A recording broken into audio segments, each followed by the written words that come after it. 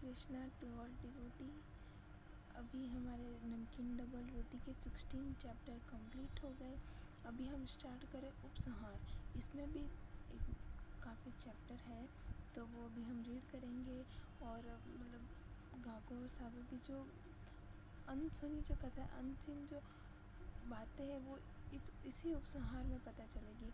तो अभी हम स्टार्ट करते हैं। जहाँ योगेश्वर कृष्ण है और जहाँ परम धनुर्धर अर्जुन है, वहीं ऐश्वर्य, विजय, अलौकिक शक्ति तथा नीति भी निश्चित रूप से रहती है। ऐसा मेरा मत है। श्रीमद् भगवद गीता 18.78। सोवियत रूस में इस्कॉन के पंजीकरण के बाद वहाँ बहुत सी परिस्थितियाँ बदल गई थी। सचिशोद की मृत्यु और हम लोगों के साथ ऐसे दुर्व्यवहार के कारण ही यह सब सुधार संभव हो सका था। परंतु पंजीकरण इतनी आसानी से संभव नहीं हुआ था। यह तभी हुआ जब मॉस्को की सभी बड़ी बिल्डिंगों के सामने तथा सभी सड़कों पर प्रदर्शन किया गया था। उन प्रदर्शनकारियों से पुलिस वालों के साथ कई मुठभेड़ें हुई और बहुत से भक्तों को बंदी बना लिया गया। मुझे एक घटना याद है जो 1998 में मॉस्को की सर्दियों में हुई थी। बाहर बहुत ठंडा मौसम होने के कारण हम लोगों ने ज़मीन के नीचे बने मेट्रो रेल के प्लेटफॉर्म पर प्रदर्शन करने का निश्चय किया। मैं कीर्तन को आगे बढ़ाने वाला मुख्य व्यक्ति था, जो सबसे आगे मृदंग बजा रहा था और किसी भी तरह से दुख सहन कर रहा था। मौसम की आवाज़, नमी के कारण मृदंग के दोनों पहलू नर्म हो गए थे और उससे आवाज़ निकालने के लिए उस पर मुझे ज़ोर ज़ोर से थाप देनी पड़ रही थी। परंतु कोई भी इस प्रकार इतनी देर तक मृदंग बजा सकता था। जल्द ही मृदंग के दोनों ओर की झिल्लियाँ मेरे उंगलियों से निकलने वाले रक्त से सन गई थी। परंतु कीर्तन इतनी तल्लीनता से चल रहा था कि उसे बंद करना मुझे पाप लग रहा था। सैकड़ों लोग हमारे चारों ओर इकट्ठा हो गए थे और वे ताली बजाकर नाच रहे थे। कुछ देर के बाद कुछ पुलिस अफसरों ने हमें एकदम कीर्तन बंद करने को कहा। शेष भक्तों ने मुझे इंगित किया कि मैं कीर्तन चालू रखूं। पुलिस वालों ने भक्तों को इधर उधर धक्का देकर रंग में भंग कर दिया। 2 पुलिस वालों ने मुझे कान में चिल्लाकर कीर्तन बंद कर देने को कहा, पर मैंने कीर्तन बंद नहीं किया। तो फिर एक मोटे बड़ी मूंछों वाले पुलिस वाले ने मेरे हाथ को पीछे से पकड़ लिया और समूह से बाहर खींचने का प्रयास किया। भक्त लोग आए और उन्होंने मेरे पैरों को पकड़कर मुझे वापस खींचना आरंभ कर दिया। मैं पूरी तरह से हवा में लटका हुआ सा था। एक पुलिस वाला मुझे हाथों से पकड़कर बाहर खींच रहा था और 4 भक्तों ने मेरे पाँव पकड़ रखे थे। इसलिए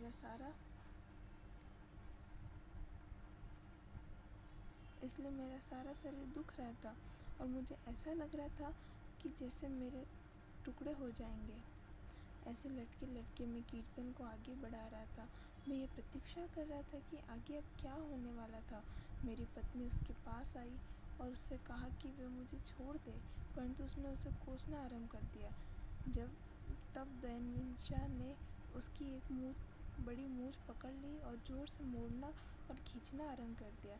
तब उसने पीड़ा के मारे मुझे छोड़ दिया और भक्त लोग मुझे वापस समूह में खींचने में सफल हो गए। सब लोग पुलिस वाले पर हंस रहे थे और तालियां बजा रहे थे। इस पर आत्मानंद आया और उसने मेरी पत्नी से एक बार फिर वैसा ही करने को कहा, जिससे वह फोटोग्राफ ले सके। हम सब हंस रहे थे। इसी तरह की घटनाएं कई नई जगहों पर और कई बार हुई थी। सोवियत भक्तों के पास ऐसी कोई मनोरंजक घटनाएं बताने के लिए थी। मुझे मॉस्को में घटित एक ऐसी मजाकिया घटना याद है जब यज्ञ देवीदासी और मैं पुस्तक बेच रहे थे। 2 लड़के और 2 लड़कियां हमारे पास उस समय पर आए जहां हम पुस्तक बेच रहे थे। हम लोगों ने उन्हें पुस्तकें दिखाई तो वे उन्हें पसंद आई। वे लोग खरीदना चाह रहे थे, परंतु उनके पास पैसे नहीं थे। मैंने देखा कि उनमें से एक के जैकेट की जेब में एक महंगी शराब की बोतल थी। बोतल कॉग्नेक रखी हुई थी। मैंने उनसे पूछा कि इतनी महंगी बोतल खरीदने के लिए मेरे पास उनके पास पैसे पैसे हैं तो इतनी अच्छी पुस्तक खरीदने को पैसे उनके पास क्यों नहीं। उन्होंने मुझे बताया कि उनके सारे पैसे बोतल खरीदने में ही खर्च हो गए थे और अब उनके पास और पैसे नहीं बचे थे। उन्होंने यह बताया कि वे घर जाकर उन कॉग्नेक शराब को पिएंगे। उनसे कुछ देर बातें करने के बाद मुझे ऐसा लगा कि जैसे वे कृष्ण भावना के विषय में जानने के लिए उत्साहित थे, इसलिए मैं उन्हें वह पुस्तक अपना स्वयं का पैसा लगाकर भी दे देना चाह रहा था, परंतु मैं मन से ऐसा करना नहीं चाह रहा था। इसलिए मेरे मन में एक विचार आया कि पुस्तक बदलने में शराब की बोतल उनसे ले लूं। उन्होंने वो पुस्तक ले ली और शराब की बोतल मुझे दे दी। यज्ञ जो मेरे पास खड़ी थी और सब देख रही थी, इसने चिल्लाना आरंभ कर दिया, सद्भावना, क्या तुम पागल हो गए हो? अब उसका तुम क्या करने वाले हो? मैंने कहा, मैं नहीं जानता, परंतु मुझे ऐसी आशा नहीं थी कि वे लोग मेरी बात मान लेंगे। यह निश्चय किया कि मैंने पुस्तकें का मूल्य प्राप्त करने के लिए वह बोतल बेचनी पड़ जाएगी। थोड़ी देर बाद उसने मुझे यह बोतल ले ली और मेरे कान में धीरे से बोली, मेरा निकटतम पड़ोसी हमेशा पीता रहता है, मैं उसे यह बोतल बेच दूंगी और तुम्हारी समस्या हल हो जाएगी। प्रभु कृपा से यह संभव हो जाएगा। मॉस्को रूस के मध्य में और उसका हृदय है, इसलिए हम यह समझते थे कि यही वह स्थान है जहाँ हम प्रदर्शन और हरिनाम कीर्तन कर सकते थे।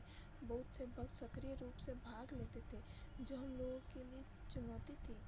जब भी हरिनाम संकीर्तन यात्रा निकालते थे तो रूसी ऑर्थोडॉक्स के सदस्य भी अनवरत सड़क पर हरे कृष्णा विरोधी नारों और पोस्टरों के साथ खड़े रहते थे, मानो जैसे वे जानते हो कि हम अपना जुलूस निकालने वाले थे। कभी कभी कुछ युवा लड़के सिर मुंडवाए हुए हमारे सामने आकर खड़े हो जाते और हमें आगे नहीं बढ़ने देते थे। अपने हाथ में वे बड़े बड़े लोहे की तेज कीलों वाले दस्ताने पहने रहते थे। वे भक्तों को तंग करते और उनसे लड़ाई करने लगते थे। वे कुछ स्त्रियों को कीर्तन से बाहर खींच लेते थे और उन्हें तंग करते थे। शेष भक्त उन स्त्रियों को छुड़ाने का प्रयत्न करते और हम सब बहुत गड़बड़ हो जाता था। एक बार उन्होंने वहाँ एक अकाल्पनिक कार्य किया जिसे मैं कभी नहीं भूल सकता हूँ।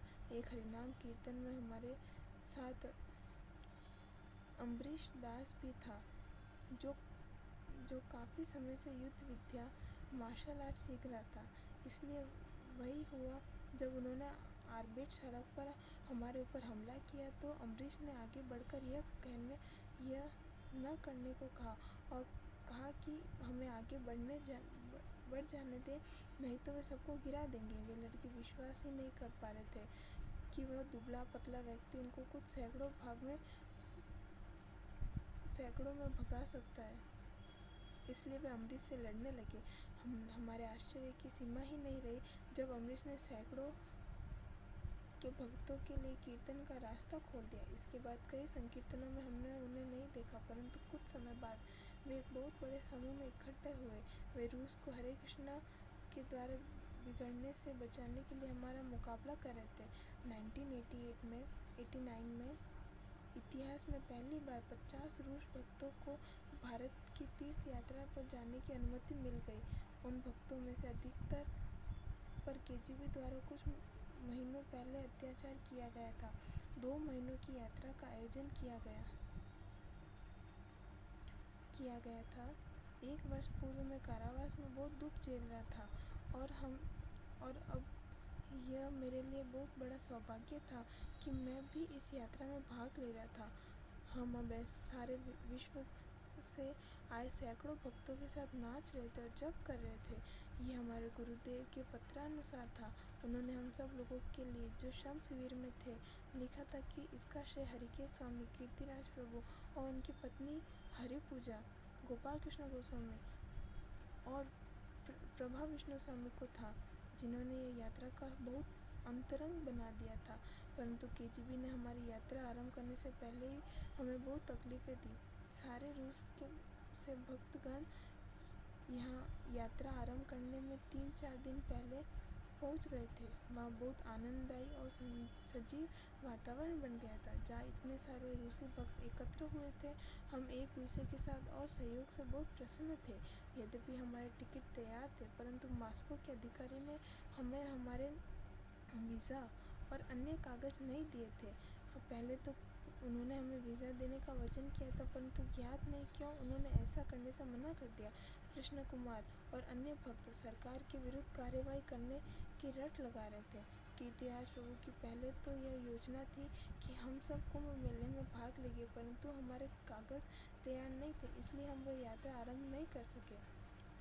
हम लोगों ने विदेश मंत्रालय के भवन के सामने प्रदर्शन करना आरंभ किया।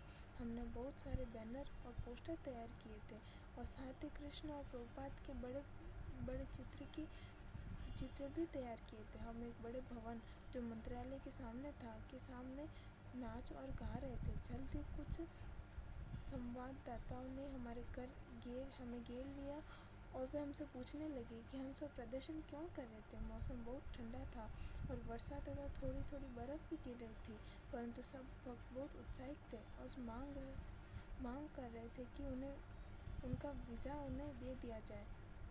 जल्दी कृष्ण कुमार मुस्कुराता हुआ मंत्रालय से बाहर आया और बोला कि हमें हवाई अड्डे पर अपने सामान के साथ जाकर प्रतीक्षा करनी चाहिए, जिससे कि यदि हमारे वीज़ा आ जाए तो हमें अगली उड़ान के लिए विलंब न हो। मॉस्को से भारत के लिए सप्ताह में बहुत कम उड़ानें थी, इसलिए हम शेरेमेटोवे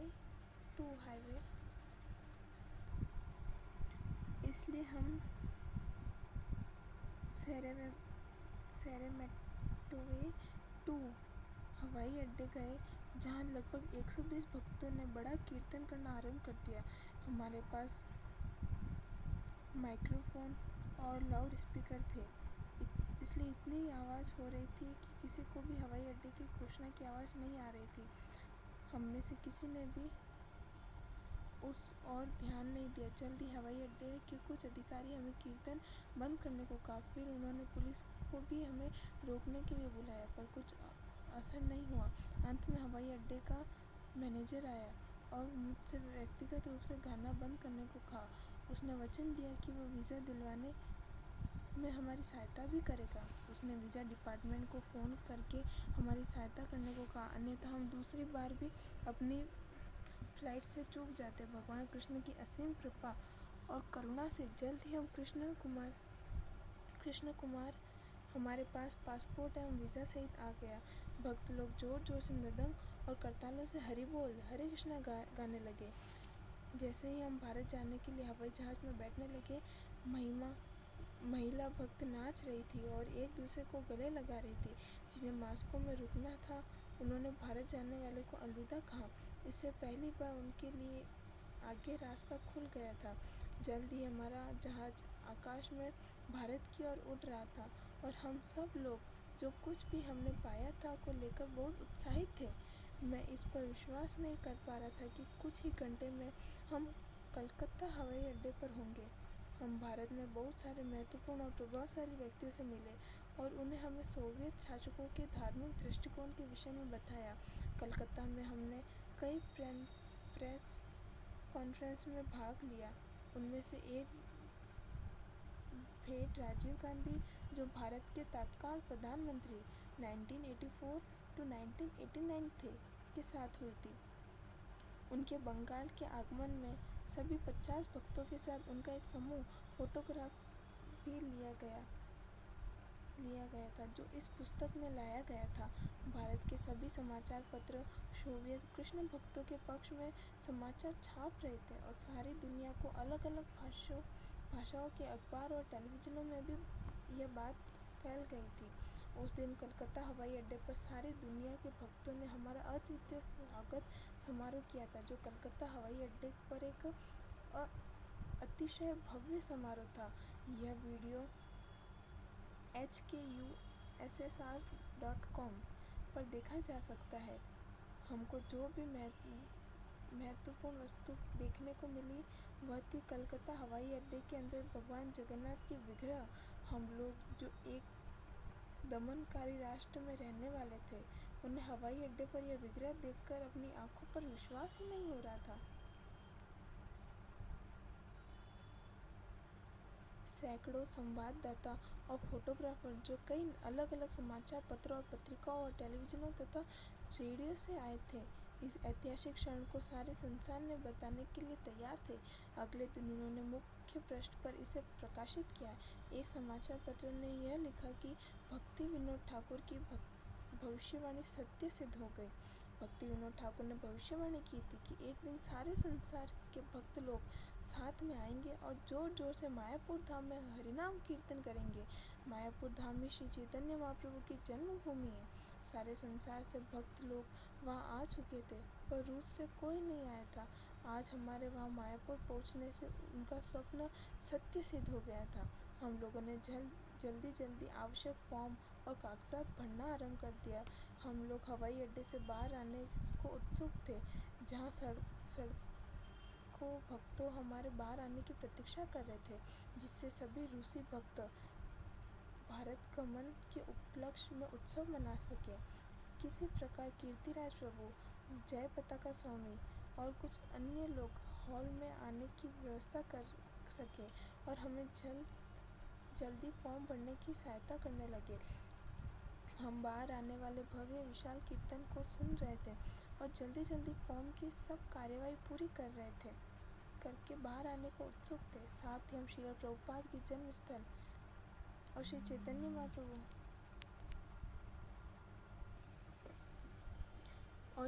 महाप्रभु ने जहाँ उड़ीसा जाने के लिए अपने चरण रखे थे, ऐसे पवित्र कलकत्ता धाम की धरती को छूने को उत्सुक थे। जब सब लोग अपने कागजात और जमा करवा कर तैयार हो गए थे, तो कीर्तिराज प्रभु ने हमें एक एक करके बाहर आने को कहा। जैसे ही हवाई अड्डे के अधिकारी ने द्वार खोला, कीर्तन की और जोर से आवाज़, हमारे रोंगटे खड़े हो गए। हमारे जीवन का ये पहला अवसर था जब हमने इतना बड़ा कीर्तन देखा। ऐसे कीर्तन में भाग लेने की तो बात ही क्या करें। साथ ही हम में से बहुतों ने धोती या साड़ी पहनी थी तथा शिखा और तिलक धारण किया था। मैं द्वार से बाहर निकलने वाला सबसे पहला भक्त था। मैं अपने आंसू रोक नहीं पा रहा था। भावुकतावश होकर भक्त लोग मेरे ऊपर फूलों की वर्षा कर रहे थे और मुझे फूल माला पहना रहे थे। हमने एक दूसरे को प्रणाम किया और उन्होंने हमें उस बड़े कीर्तन कर रहे वृत्ताकार समूह के बीच में खींच लिया, जहाँ हम लोग भी कीर्तन में झूमते हुए नाचने लगे। कीर्तन करने तथा ताली बजाने के लिए दोनों हाथ खाली रखने के लिए हमने सारा सामान बस की छत पर रखवा दिया। भक्त जोर से कूद रहे थे और जोर की आवाज़ के साथ झूम कर कीर्तन कर रहे थे और हमारे ऊपर अधिक फूलों की वर्षा हो रही थी, मानो जैसे स्वर्ग से ही फूल बरस रहे हो। उन लोगों ने हम सब को करताल दी, जिन पर इस्कॉन USSR लिखा था, और हम लोगों ने मधुर कीर्तन के साथ करताल बजाना आरंभ कर दिया। मुझे ज्ञात नहीं हुआ कि कितनी देर तक यह सब चला, परंतु एक समय ऐसा है कि हमें कीर्तन बंद करके बस में बैठना था। हम सब ने कभी भी नहीं ऐसी बसें देखी और न ही ऐसी कड़ी गर्मी। हम सब लोग पसीने में ऐसे भीग गए मानो अभी तरण ताल से निकल कर आ रहे हो। जल्द ही हमारी बस कलकत्ता के राधा गोविंद की ओर चल पड़ी। वह मंदिर पहला भव्य और वास्तविक मंदिर था जो हमने अपने जीवन में देखा था। मंदिर में जोर शोर से कीर्तन चल रहा था और हमारा स्वागत की प्रतीक्षा कर रहा था। हमारे ऊपर मंदिर के बरामदों में से हजारों फूलों की वर्षा हो रही थी। हम लोग धीरे आगे बढ़े और मंदिर के अंदर प्रवेश किया। अंदर के सारे भव्य दृश्यों ने हमें बहुत प्रभावित किया। यह हमारे जीवन का पहला अवसर था कि हमें इतने सुंदर और भव्य विग्रहों की पूजा कर देखने का अवसर मिला था। चंद्रमा के समान राधा रानी और गोविंद के विग्रह मुस्कुरा रहे थे।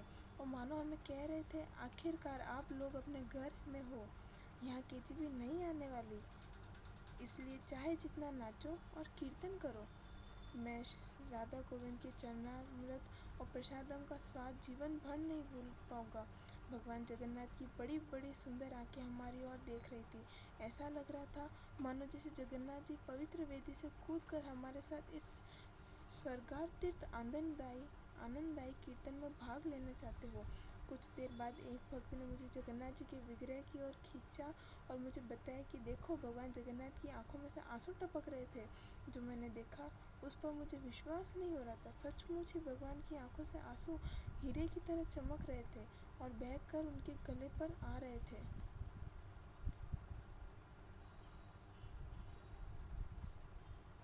आखिरकार कीर्तिराज प्रभु माइक्रोफोन हाथ में लिए मंदिर में आए और उन्होंने घोषणा की कि कीर्तन बंद करके सब लोग दोपहर के प्रसादम के लिए बालकनी में आ जाइए। कृष्ण कुमार प्रभु जी कीर्तिराज प्रभु जी के दाहिने हाथ थे। वे हमारे लिए रूसी भाषा में सब घोषणा कर रहे थे। कीर्तन इतने उत्साह और जोर जोर से चल रहा था कि जैसे कभी बंद नहीं होगा और न ही कोई इसे रोक सका। बहुत बार घोषणा के बाद कीर्तन थमा और फिर प्रसादम की शुरुआत हुई। हमारे लिए उन्होंने बहुत सुंदर प्रबंध किए थे। हमने कभी भी केले के पत्तों पर भोजन नहीं किया था और न ही मिट्टी के प्यालों में पानी पिया था। प्रसादम के बाद बहुत से भक्तों ने वह मिट्टी के कप फेंके नहीं थे। वे सोच रहे थे कि यह कप बहुत बार कार्य में लिए जा सकेंगे। हमें आश्चर्य हो रहा था कि बंगाली भक्त उन्हें कचरे में फेंक रहे थे और फिर वे हाथ धो रहे थे। प्रसादम असाधारण स्वाद और सुगंध युक्त था और विभिन्न प्रकार के भोज्य पदार्थों में हमें बहुत आनंद दिया। भक्त लोग अलग अलग पकवानों के साथ आकर परोसे जा रहे हर पकवान का थोड़ा थोड़ा भाग खाते खाते हमारा पेट इतना भर गया कि हमारा खड़ा हो पाना समस्या हो गया था। कुछ भक्त तो उठ न पाने के कारण वहाँ फर्श पर ही लंबे हो गए। प्रसादम के बाद हमें अपनी बस की ओर जाने को कहा गया और हमारी मायापुर धाम की यात्रा की शुरुआत करने के लिए तैयार हो रहने को कहा गया। मायापुर धाम श्री चैतन्य महाप्रभु की अलौकिक जन्मभूमि है और इस्कॉन का अंतर्राष्ट्रीय कार्यालय भी है। हम लोग इस दिव्य दिन की ही प्रतीक्षा कर रहे थे कि हमें कृष्ण की अकारण करुणा के फल स्वरूप उस पवित्र धाम के हमारे स्वप्न प्रदेश के पवित्र दर्शन का सौभाग्य मिलेगा। हमारे बस तक जाने के रास्ते में 2-3 रिक्शों ने हमें पहले नारियल भरे पड़े थे और रिक्शा चलने वाले नारियल का ऊपरी भाग को काट कर हमें नारियल के मधुर स्वादिष्ट पानी पीने के लिए दिए गए थे। हम में से अधिकतर लोगों के लिए यह एक नया अनुभव था क्योंकि रूस में नारियल के पेड़ नहीं होते हैं। जल्द ही हमारी यह यात्रा आरंभ हो गई थी और हमें मायापुर धाम पहुंचने में 4 घंटे लगे। भक्तों से भरी 2-3 बसें कलकत्ता से मायापुर धाम के लिए रवाना हो गई। सड़कें बहुत ख़राब थी और ड्राइवर बहुत तेज़ गाड़ी चला रहा था, इसलिए हम अपनी सीटों पर ज़ोर ज़ोर से उछल रहे थे। हमने आज तक ऐसी यात्रा नहीं देखी थी। 3.5 घंटे के बाद हम मुख्य सड़क से मायापुर धाम जाने वाले मोड़ पर पहुँचे। वहाँ भक्तों का एक समूह हमारी प्रतीक्षा कर रहा था। जैसे ही बस रुकी, वे आश्चर्य और प्रसन्नता भरी आंखों से खिड़कियों के पास और हमें फूल से मालाएं देने लगे। उन्होंने कीर्तिराज और अन्य भक्तों से बातें की और फिर हम बसों से मायापुर धाम की ओर और अधिक उत्साह और आशा के साथ रवाना हुए। हम लोग उस पवित्र धाम को अपनी आंखों से देखने को उतावले हो रहे थे और उत्सुकता से प्रतीक्षा कर रहे थे। हम लोग उस पवित्र धाम को अपनी आंखों से देखने को उतावले हो रहे थे और उत्सुकता से प्रतीक्षा कर रहे थे। हमने मायापुर धाम को केवल स्वप्नों में, फोटो और 8mm की छोटी फिल्मों में ही देखा था। उस सूर्यास्त के समय मायापुर पहुंचे भक्तों की भीड़, जो सोवियत भक्तों का बहुत समय से प्रतीक्षा कर रहे थे, को देखकर हम आश्चर्यचकित रह गए। वे मधुर और सक्रिय कीर्तन कर रहे थे। उस समय कुछ ऐसा हुआ जिसे मैं जब भी याद करता हूँ मुझे हंसी आ जाती है। मॉस्को में हमसे भारत प्रवास के दौरान आपात स्थिति के लिए अलग अलग चीज़ें खरीद कर ले जाने को कहा गया था। हम सब स्वास्थ्य संबंधी समस्या जैसे मलेरिया, हैजा और डिसेंट्री का मुकाबला करने को तैयार थे। सब लोगों के पास प्राथमिक उपचार बॉक्स, फर्स्ट एड किट था और साथ ही कुछ चिपचिपे गंदी गंध वाले मच्छर प्रतिरोधक क्रीम और द्रव्य भी हम लोग लाए थे। किसी भक्त को, जिसे मैं नहीं जानता था, एक विचार आया कि हमें मायापुर में मच्छर से अधिक सावधान रहना चाहिए। उसने कहा कि हमें मधुमक्खी प्रतिरोधक टोपियाँ मच्छरों से बचने के लिए पहन लेनी चाहिए। हम में से कोई सब लोगों के लिए वह टोपी हैट ले आया और सबने बस से उतरने से पहले तथा मायापुर इस्कॉन मंदिर में प्रवेश से पूर्व टोपी पहन ली। अब कल्पना करिए जब सैकड़ों भक्त फूल और हारों के साथ कीर्तन करते और शोभित भक्तों की प्रतीक्षा कर रहे हो और सब बसों में एक एक करके उतर रहे हो। उनमें से कुछ मधुमक्खी प्रतिरोधक हैट पहने हुए हो। हमारे स्वागत के लिए आए भक्तगण जोर जोर से हरि बोल और हरे कृष्णा बोल रहे थे। वे आश्चर्य भरी आंखों से देख रहे थे। उन्हें ऐसा लगा कि मानो किसी दूसरे ग्रह के निवासी पहली बार धरती पर उतरे हो। कीर्तिराज भी हमारी और फोटो फटी फटी आंखों से देख रहे थे और वे हमसे पूछ रहे थे, सतो एतो तोको, ये क्या है? वे हमें साथ से उन टोपियों को हटाने को इंगित भी कर रहे थे। मंदिर के मुख्य प्रवेश द्वार पर 2 हाथी भी खड़े थे। मुख्य द्वार के ऊपर से सब भक्त के ऊपर लगातार पुष्प वर्षा हो रही थी। शोभित भक्त के स्वागत समूह और कीर्तन में मृदंग और करतालों की आवाज़ें ऐसी लग रही थी जैसे वे स्वर्ग से आ रही हो।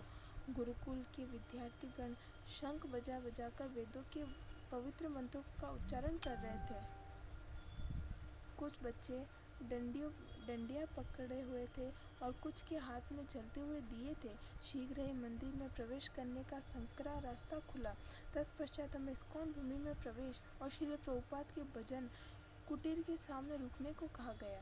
यह छप्पर वाली झोपड़ी श्रील प्रभुपाद के लिए बनाई गई पहली कुटिया थी। इस कुटिया को प्रभुपाद के समय से अब तक वैसा ही रखा गया था जैसे कि वो पहले थी और वहाँ लगातार 24 घंटे रोजाना कीर्तन चलता रहता था। हरे कृष्णा।